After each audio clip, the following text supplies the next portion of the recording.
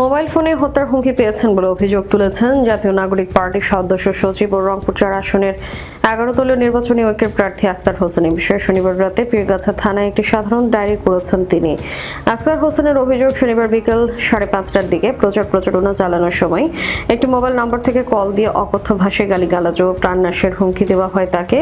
এ বিষয়ে আক্তার বলেন, আমার প্রতিপক্ষ নানাভাবে কালো টাকা ও পেশি শক্তি ব্যবহার করে নির্বাচনকে প্রভাবিত করার চেষ্টা করছে।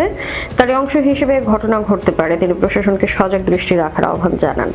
১১ দলীয় নির্বাচনী ঐক্যের প্রার্থী ডিজিতে উল্লেখ করেন, বিকেল আনুমানিক ৫:৩০টার সময় তিনি পীরগাছা থানার চাওলা ইউনিয়নের কিসামত গ্রামে নির্বাচনী প্রচারণা চালানোর সময় অপরিচিত মোবাইল নম্বর থেকে তাকে প্রাণনাশের হুমকি দেওয়া হয়। এই ঘটনা নিয়ে শনিবার রাত ১১টার দিকে আক্তার হোসেন এক ভিডিও বার্তায় দাবি করেন, সারা দেশের মতো তার আসনেও শাপলাগুলির নেতাকর্মীদের নানা সময় হুমকি দেওয়া হয়েছে, প্রকাশ্যে হুমকি দেওয়া হয়েছে, গোপনে হুমকি দেওয়া হয়েছে।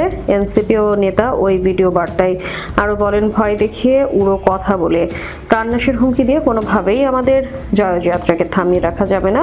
এ ব্যাপারে পীরগাছা থানা পুলিশের ভারপ্রাপ্ত কর্মকর্তা AKM খন্দকার মুহিবুল ইসলাম বলেন, একটি সাধারণ ডায়েরি করেছেন ভুক্তভোগী। এ ব্যাপারে প্রয়োজনীয় ব্যবস্থা নেওয়া হবে।